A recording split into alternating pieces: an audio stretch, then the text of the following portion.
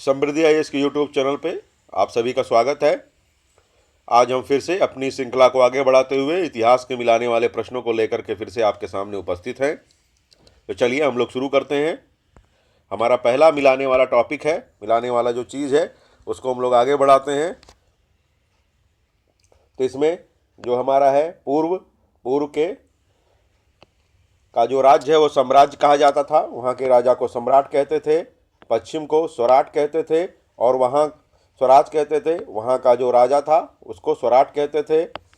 उत्तर का जो राज्य था वो वैराज्य कहा जाता था, उसके राजा को विराट कहते थे। दक्षिण के का जो राज्य था वो भोज्य कहा जाता था, राजा उसका भोज होता था। मध्य देश का उसको राज्य ही कहते थे और वहाँ के जो राजा को राजा ही कहा जाता था। ऐसा मत सोचिएगा ये श्रृंखला तो दोबारा हमारी आ चुकी है, लेकिन ये जो श्रृंखला आई है इसमें उस श्रृंखला से अधिक चीज़ें हमने लिया है, ज़्यादा चीज़ें हमने लिया है। तो इसीलिए ये मत पहला ही चीज़ देख करके इसको स्किप मत करिएगा कि वही चीज़ें हैं, बिल्कुल नहीं। इसमें यह श्रृंखला हमारी कम से कम इसके 3 वीडियो आपको मिलेंगे और जितने भी मिलाने वाले प्रश्न हो सकते हैं प्राचीन इतिहास के और मध्यकालीन इतिहास के, दोनों को हमने कवर करने की कोशिश इसमें की है। चलिए आगे बढ़ते हैं, हम अपना अगला लेते हैं। यहाँ पे चारवाक जो हमारे दर्शन है, भारतीय दर्शन, उनको हमने लिया है। चारवाक यानी कि भौतिकवादी दर्शन इसको कहा जाता था। इसके प्रणेता थे चारवाक। सांख्य दर्शन के आपके थे कपिल, योग दर्शन के पतंजलि, इनकी जो पुस्तक है वो योग सूत्र है। न्याय दर्शन के थे गौतम, इनकी पुस्तक है न्याय सूत्र। पूर्व मीमांसा इसके थे जैमिनी। उत्तर मीमांसा इसके थे बादरायण, इनकी किताब है ब्रह्म सूत्र। वैशेषिक आपके थे कणाद, ये आप पहली वीडियो में देख चुके हैं, तो उसी को हम लोग रिपीट कर रहे हैं एक बार फिर से, ठीक है। तो चारवाक, भौतिकवादी चारवाक, सांख्य के कपिल, योग के पतंजलि, न्याय दर्शन के गौतम, पूर्व मीमांसा जैमिनी, उत्तर मीमांसा बादरायण, वैशेषिक कणाद, ठीक है। अगला जो हमारा है वो हमने लिया है भगवान बुद्ध के जीवन की विभिन्न घटनाओं से। तो भगवान बुद्ध का जो जन्म था उसका जो प्रतीक चिन्ह था वो था कमल या साण, गृहत्याग का घोड़ा, ज्ञान का पीपल, निर्वाण का पदचिन्ह और मृत्यु का स्तूप।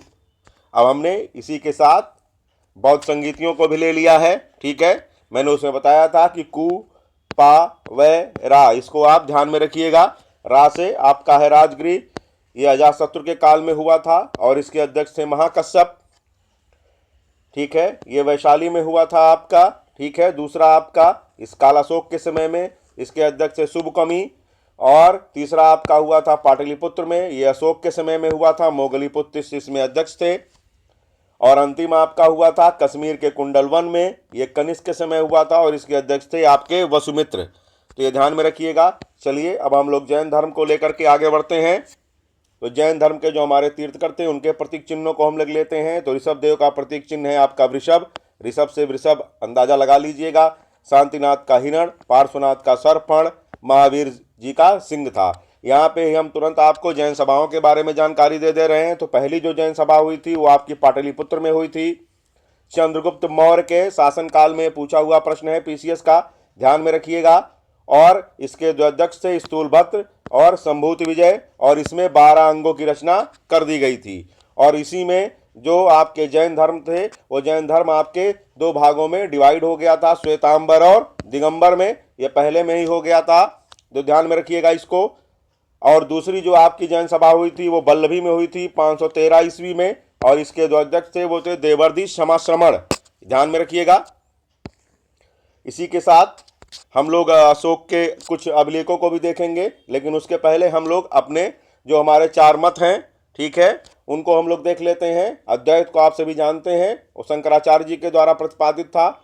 इसके साथ हम लोग बाकी जो 4 हमारे हैं उसको ले लेते हैं। वैष्णव धर्म, ठीक है, ये आपका संप्रदाय है, वैष्णव संप्रदाय, ब्रह्म संप्रदाय, रुद्र संप्रदाय और सनक संप्रदाय, ये संप्रदाय हैं और उनसे संबंधित ये मत हैं। तो वैष्णव संप्रदाय उससे संबंधित है विशिष्टाद्वैत और इसके प्रतिपादक थे आपके रामानुजाचार्य।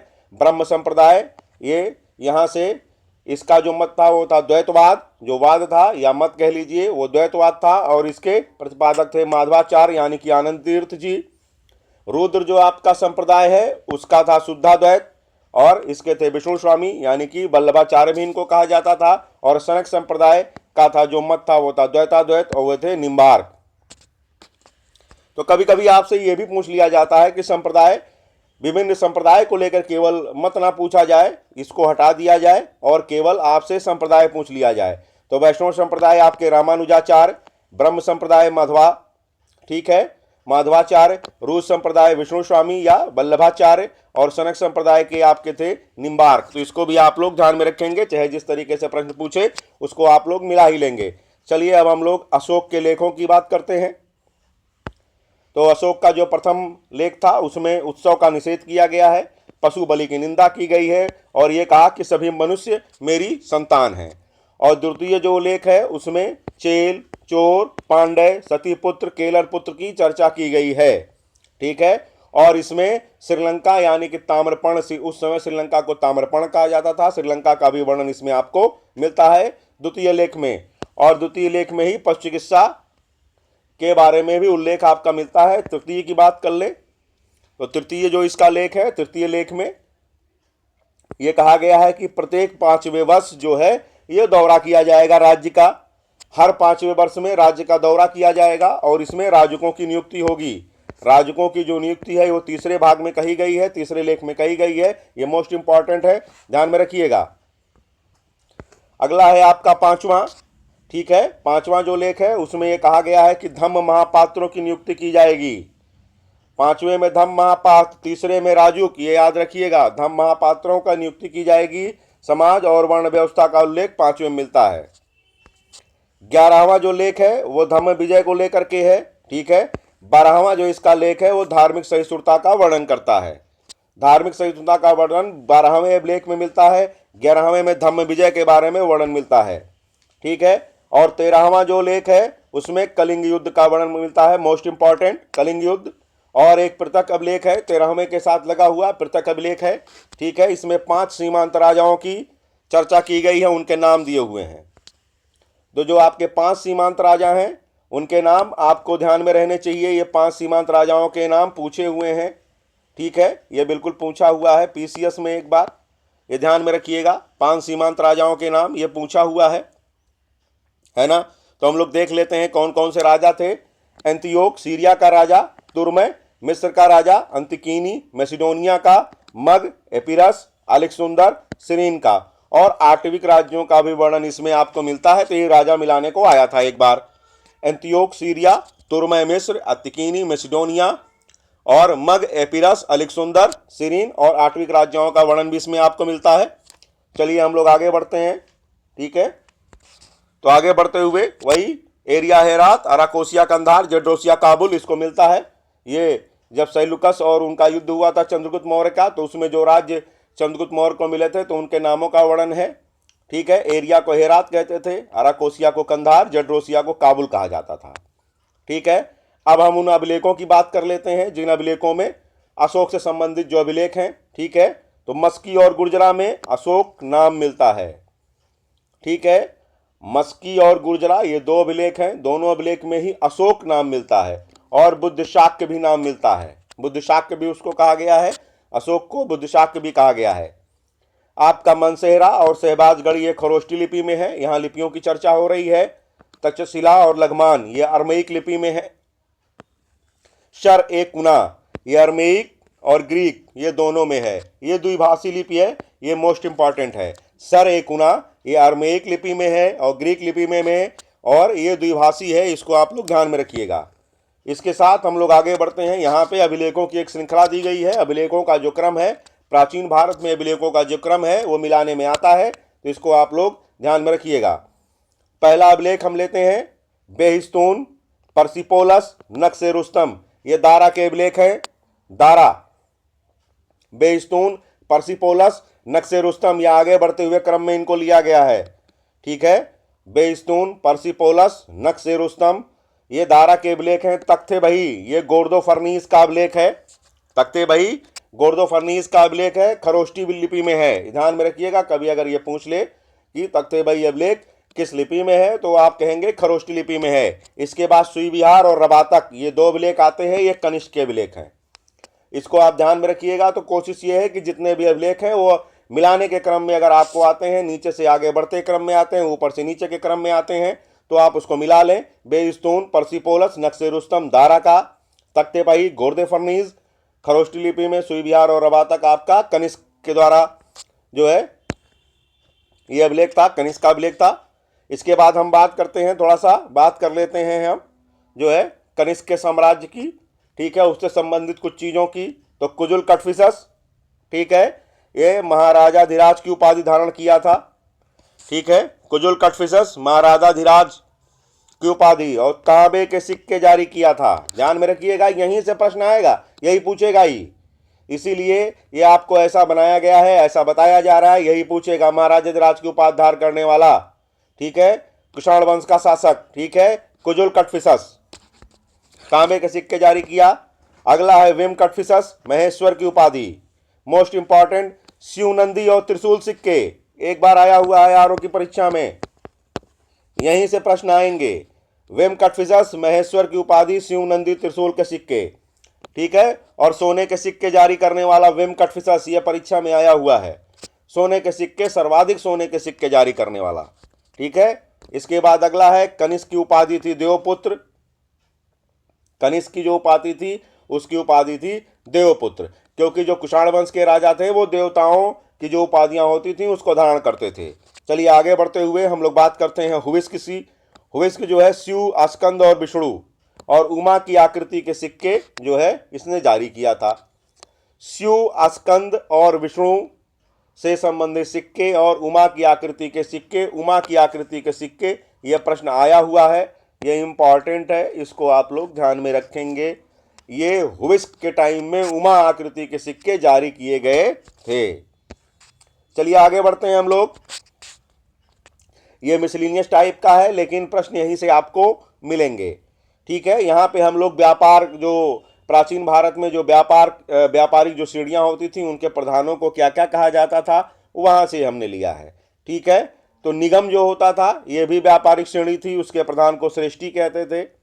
श्रेणी जो होती थी उसके प्रधान को प्रमुख कहते थे। पूग, पूग का जो व्यापारिक प्रधान होता था, जो श्रेणियां होती थी, उसको ज्येष्ठक कहते थे, ये ध्यान में रखिएगा। चलिए हम लोग आगे बढ़ते हैं। यहां से अब हम लोग आ गए गुप्त साम्राज्य। गुप्त साम्राज्य की उपाधियां भी हम लोग देख लेंगे, किनसे उनकी शादियां हुई थी और किस किस तरीके से जो है उन्होंने सिक्के जारी किए थे, ठीक है। चलिए हम लोग आगे बढ़ते हैं। चंद्रगुप्त प्रथम की बात करते हैं। इनका विवाह हुआ था कुमार देवी से, मिलाने में आता है। चंद्रगुप्त प्रथम की जो उपाधि थी वो थी महाराजाधिराज, आया हुआ है। रजत यानी कि चांदी के सिक्के जारी किया गया था, रजत यानी कि चांदी के सिक्के जारी करने वाला यह गुप्त वंश का पहला शासक महाराजाधिराज की उपाधि धारण करना, यह परीक्षा में आया हुआ प्रश्न है, पीसीएस का प्रश्न है, पीसीएस शायद 2018 या 19 का प्रश्न है। इसके बाद हम बात करते हैं समुद्रगुप्त की, ठीक है। इसको आप लोग जानते हैं, भारत का नेपोलियन कहा जाता है। विसेंट स्मिथ ने इनको भारत का नेपोलियन कहा है, यह भी इंपॉर्टेंट है। कविराज की उपाधि, धरणीबंध की उपाधि, अप्रतिरथ की उपाधि, व्याघ्र प्रक्रमांक की उपाधि और प्रक्रमांक की उपाधि, इतनी उपाधियां उसको मिली हुई थी, इतनी उपाधियां उन्होंने धारण किया था।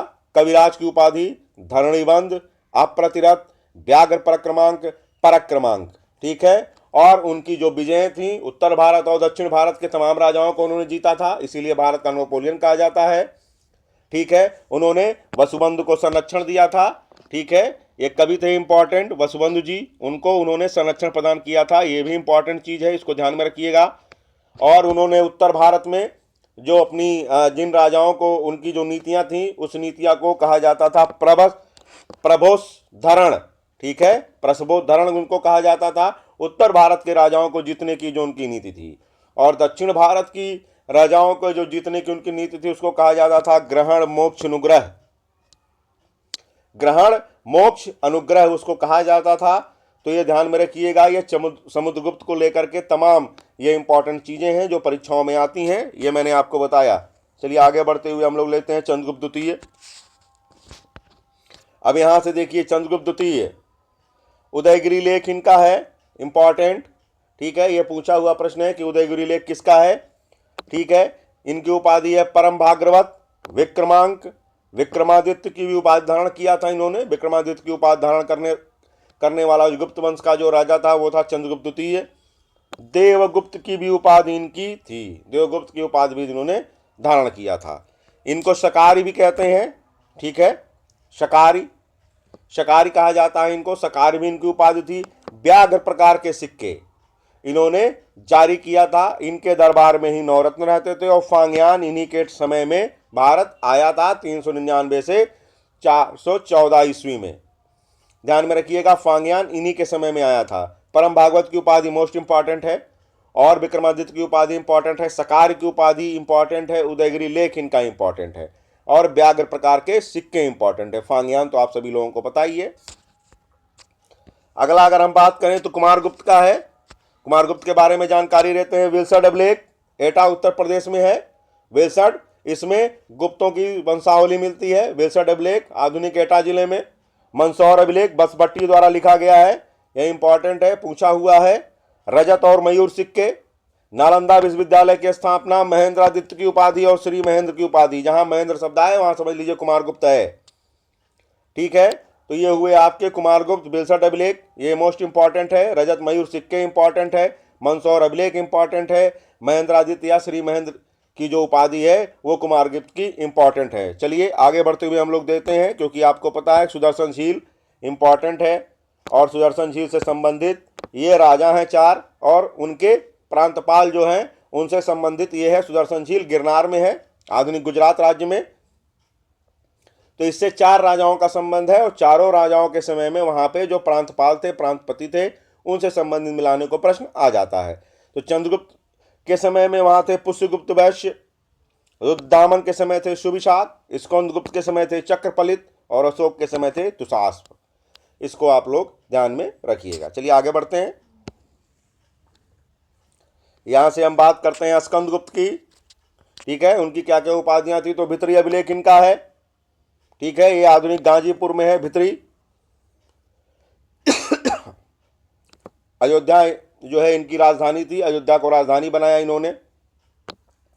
हुणों का आक्रमण हुआ इनके समय में, ठीक है, और इनकी उपाधि थी देवराय की उपाधि, ठीक है, देवराय की उपाधि भी इनकी थी, और मंजूश्री मूलकल्प इन्हीं के समय में लिखा गया, ठीक है।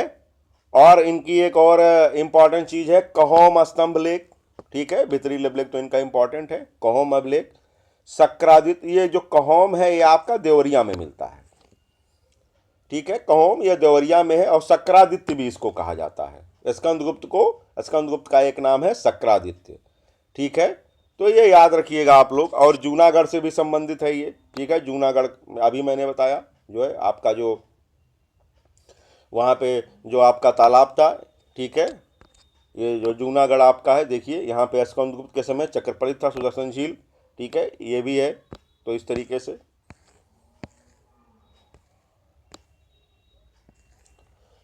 अब हम लोग बात करते हैं कुछ इम्पॉर्टेंट मिलाने वाले प्रश्नों को हमने लिया है, तो कुछ इम्पॉर्टेंट हमने मंदिरों को इसमें लिया है कि कौन कौन सा मंदिर जो है किस किस का है, किस किस का बना हुआ है, यहाँ से भी आपके प्रश्न आते हैं। तो सबसे पहले हम बात करते हैं भूमरा का शिव मंदिर है, ये नागौद में है। तिगवा जबलपुर, ये विष्णु मंदिर है। देवगढ़ झांसी का ये दशावतार मंदिर है, गुप्तकालीन मंदिर है। सिरपुर का लक्ष्मण मंदिर है, ये ईंटों का मंदिर है, ध्यान में रखिएगा, ठीक है। भित्री भी ईंटों का मंदिर है। उदयगिरी में विष्णु मंदिर है। भितरगांव कानपुर है, ये भी ईंटों का मंदिर है। सारनाथ का जो धमेक स्तूप है आपका, ये भी ईंटों का स्तूप है, ठीक है। तो ये गुप्तकालीन माने जाते हैं। ईंटों का प्रयोग लगभग गुप्त काल में मंदिरों, आरंभिक मंदिरों की जो आपकी वास्तु मिलती है कि भारत में मंदिरों का जो बनना स्टार्ट हुआ वो गुप्त काल से जो है, जो आप आधुनिक यानी कि नागर शैली के मंदिर देखते हैं वो गुप्त काल से बनने स्टार्ट हुए। तो ईंटों के जो मंदिर हैं वो मैंने आपको बताया। तो सिरपुर को याद रखिएगा, भितरगांव को याद रखिएगा, सारनाथ का धमेक याद रखिएगा, और भितरी में भी ईंटों का मंदिर है, इसको आप ध्यान में रखिएगा। यहीं पे हम बात कर लेते हैं, चलिए,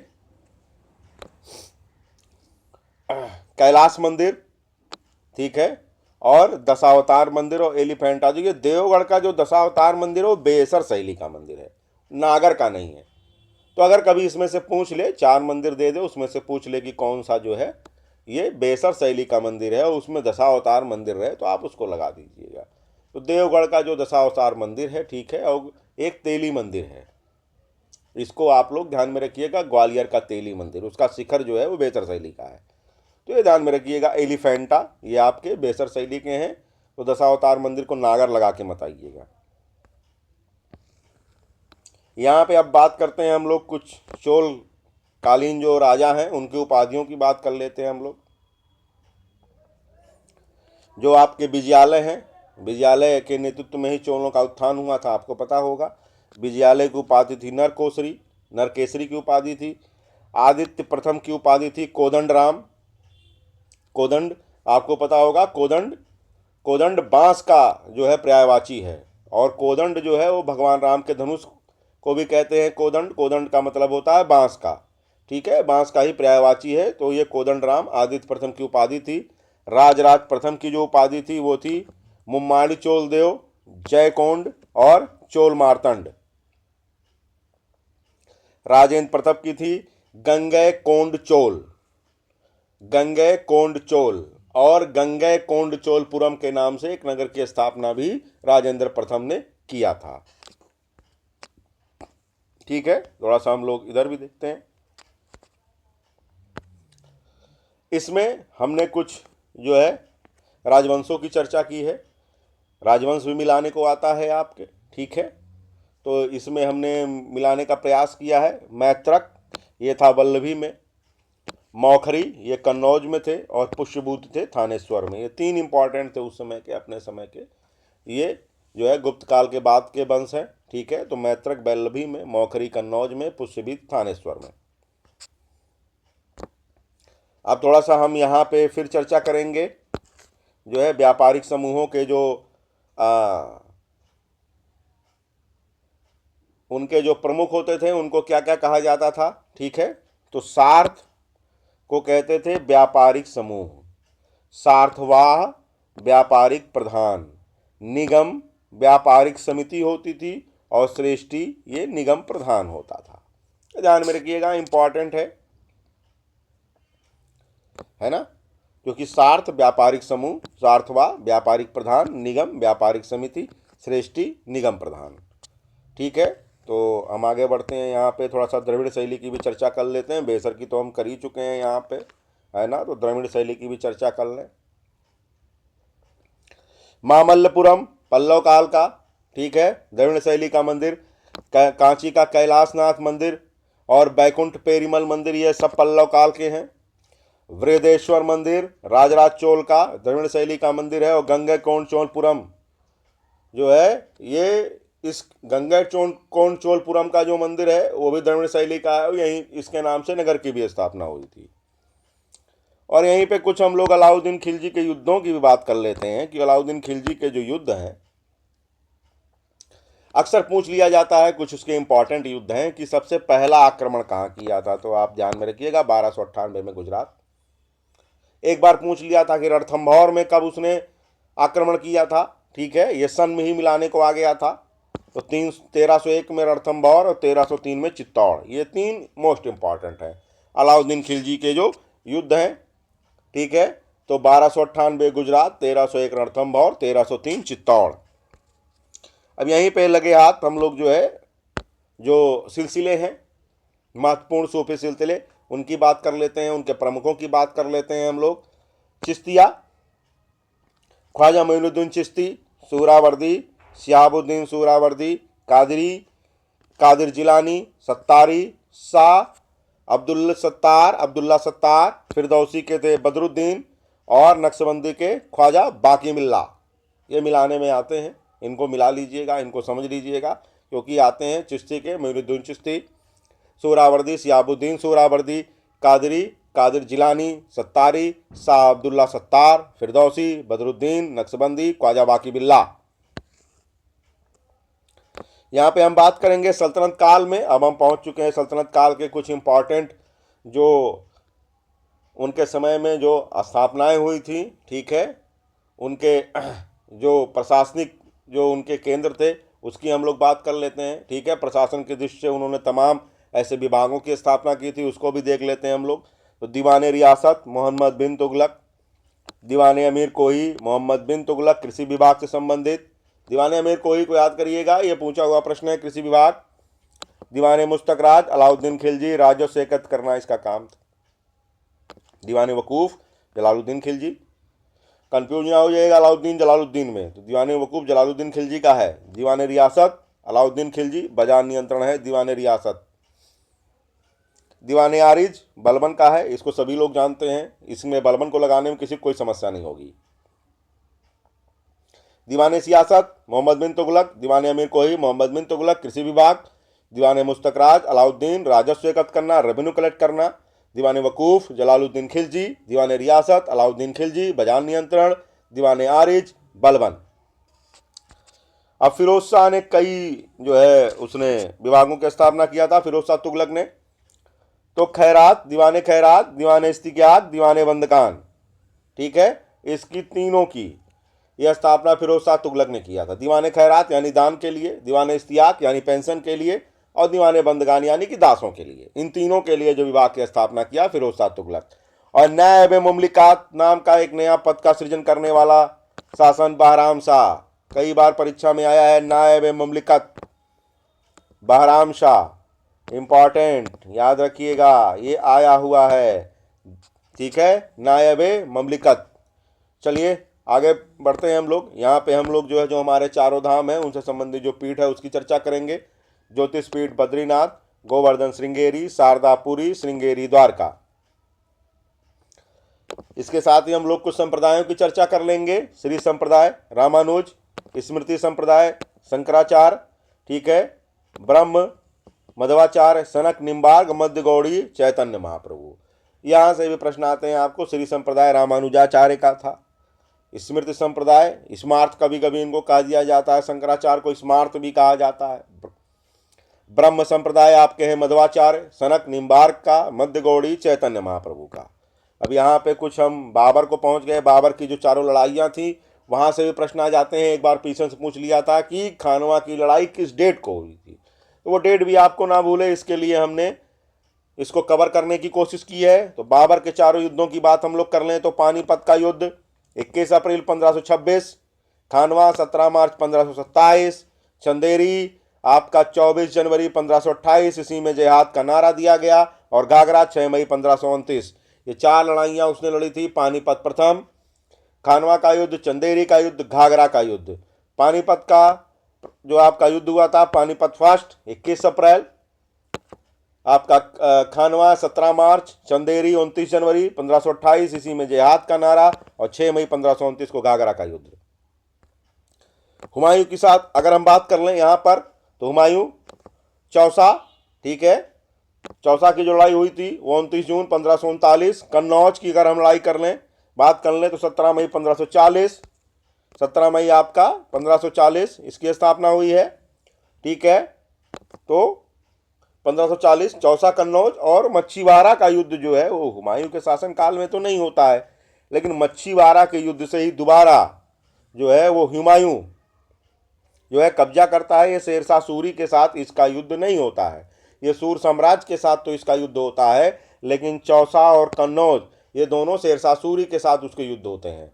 ठीक है, ये सूर साम्राज्य का उसमें तत्कालीन जो होता है, ठीक है, जो शासक होता है उसके साथ हुमायूं मच्छीवाड़ा के युद्ध में 1555 उसको पराजित करता है और दोबारा जो है दिल्ली की सत्ता पर काबिज होता है।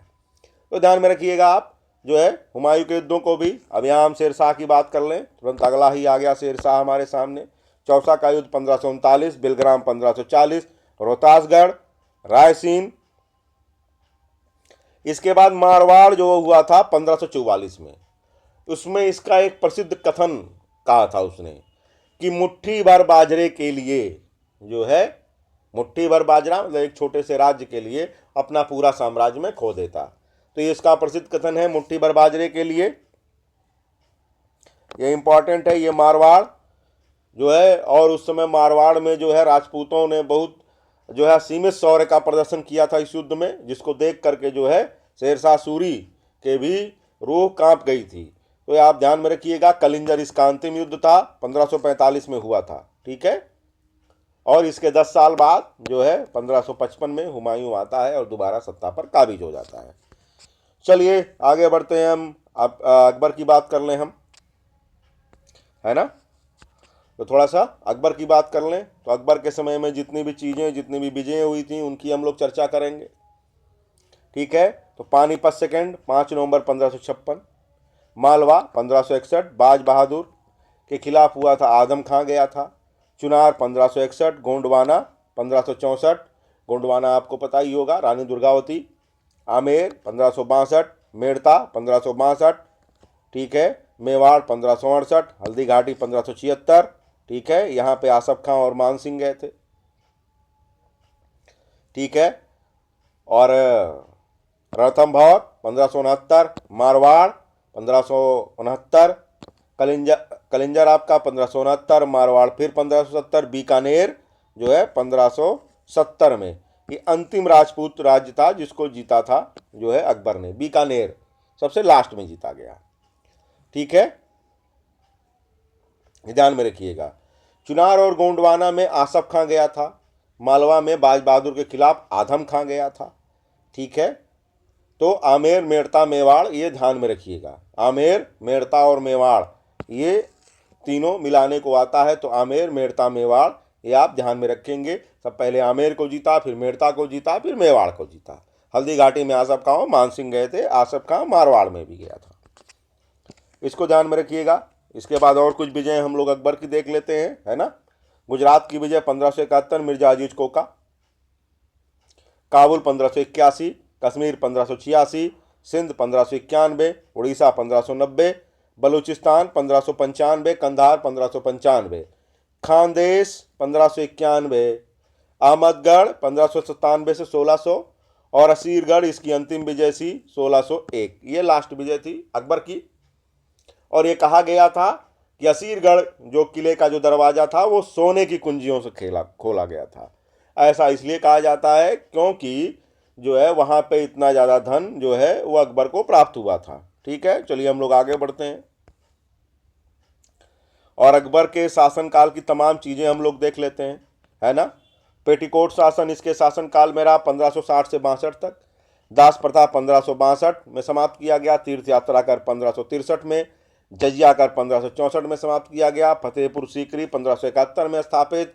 इबादत खाना 1575 में, ठीक है। इबादत खाने का निर्माण हुआ 1575 में और सभी धर्मों के लिए खोला गया 1578 में। और इबादत खाने में ही महजर की घोषणा वो 1579 में हुई थी। ये ध्यान में रखिएगा, मोस्ट इंपॉर्टेंट। दीन इलाही 1582। ये जितने भी सन हैं ये सबसे आप प्रश्न आते हैं आपके। पेटीकोट 1560 से 62, दास प्रथा 1562, तीर्थ यात्रा कल 1563, जजिया 1564, फतेहपुर सीकरी 1571, इबादत खाना 1575, ठीक है। इबादत खाना को सभी धर्मों के लिए खोल दिया गया 1578, महजर की घोषणा 1579, दीन इलाही 1582, ठीक है। और अब्दुल रहीम खाने खाना जो है ये देखिए 1584 जो है इसको खान खाना की उपाधि उसने दिया था, ठीक है। और दहसाला पद्धति जो इसका था वो 1582 में, है ना। मनसबदारी इनके शासनकाल में शुरू हुई 1573-74 में मनसबदारी शुरू हुई और जो है वो अब्बा सईद की प्रेरणा से, ठीक है, अब्बा सईद की प्रेरणा से जो है वो इनका मनसबदारी शुरू हुआ।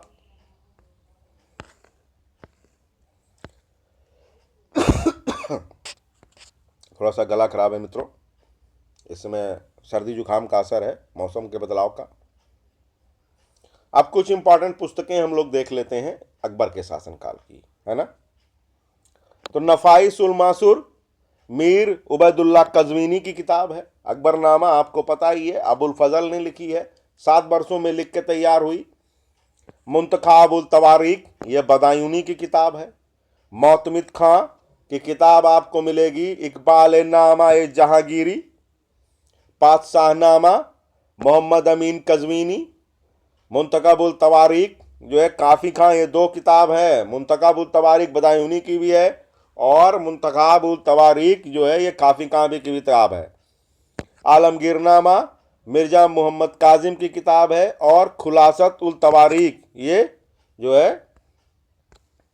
ये आपका सुजान राय की किताब है। इसको आप ध्यान में रखिएगा, ठीक है। जितनी भी किताबें ये मैंने आपको बताई, ये सारी किताबें मोस्ट इम्पॉर्टेंट हैं। यहीं पे हम लोग चर्चा कर लेते हैं, कुछ चित्रकारों से संबंधित भी प्रश्न आते हैं, है ना। कुछ चित्रकारों से संबंधित प्रश्न आते हैं तो हम लोग शासक और चित्रकारों को मिला देते हैं, खासकर मुगल दरबार के ये प्रश्न आते हैं। तो ये आपका हो जाएगा हुमायूं, मीर सैयद अली और अब्दुल समद, ये उसके काल के प्रसिद्ध आपके चित्रकार थे। अकबर के समय के दसवंत और बसावन, जहांगीर के समय बिशन दास, मंसूर की उपाधि थी नादिर उल असर, ये पक्षी निपुण चित्रकार होता है। अबुल हसन नादिर उल जमा, ये व्यक्ति निपुण चित्रकार है, ठीक है। जो जितने भी चित्रकार हैं इनका नाम आप ध्यान में रखिएगा, मिलाने को आता है पीसीएस में। हुमायूं, मीर सैयद अली, अब्दुल समद, अकबर, दसवंत और बसावन, ठीक है। और दीवाने अमीर हमजा, इसकी भी चित्रकारी अकबर के समय में शुरू तो हुई थी हुमायूं के शासनकाल में, लेकिन अकबर के शासनकाल में जो है ये अकबर के शासनकाल में जो है इसकी पूर्णता दीवाने अमीर हमजा इसकी जो है ये पूर्णता को प्राप्त हुआ था। काफ़ी चित्र हैं इसमें। मुगल काल के सर्वाधिक अच्छी किताब अगर चित्रकारी की मानी जाती है तो दास्तान अमीर हमजा मानी जाती है। अमीर हमजा भी उसको कहते हैं, ठीक है। दीवाने अमीर हमजा भी कहा जाता है कभी, लेकिन उसका नाम ओरिजिनल जो है वो दास्तान ए अमीर हमजा है, ठीक है। तो इसके साथ जहांगीर में हम बात करेंगे बिशन दास, मंसूर को उपाधि नादिर उल असर की, अबुल हसन की जो उपाधि है वो नादिर उल जमा की उपाधि है, ठीक है। और आपका जो मंसूर है वो पक्षी निपुण है और अबुल हसन व्यक्ति निपुण है, ये ध्यान में रखिएगा। और यहीं पे दो व्यक्ति और हैं जिनकी किताब आपको जाननी चाहिए। ईश्वरदास की किताब है फुतुहाते आलमगीरी, और भीमसेन बुरहानपुरी की है नक्शाए दिलकुशा। ये बहुत इंपॉर्टेंट किताबें हैं जो आती हैं। ईश्वरदास, फुतुहाते आलमगीरी, भीमसेन बुरहानपुरी की है नक्श-ए-दुल-कुशा, याद रखिएगा, ठीक है। तो दोस्तों आज के लिए इतना ही। अब इसका एक वीडियो हम और आपको बना करके देंगे, ठीक है। एक वीडियो और बना करके हम आप देंगे उसमें, ताकि वीडियो बहुत लंबा भी ना होने पाए और आपको सारी चीज़ें समझ में आ जाए, ठीक है। तो हमारे टेलीग्राम चैनल पे आप सभी लोग जुड़िए रहिए, हमारे यूट्यूब चैनल से भी जुड़े रहिए, और हमारा कंटेंट अगर आपको अच्छा लग रहा है तो हमको कमेंट करके ज़रूर बताइए, और हमारे चैनल को लाइक, शेयर और सब्सक्राइब करना मत भूलिएगा। जो भी पढ़ाई से संबंधित जितने भी लोग हैं, आपके जितने भी मित्र हैं, उन सभी को ज़रूर जो है हमारा चैनल लाइक, सब्सक्राइब और शेयर करने को बोलिएगा। बहुत बहुत धन्यवाद। आज के लिए इतना ही।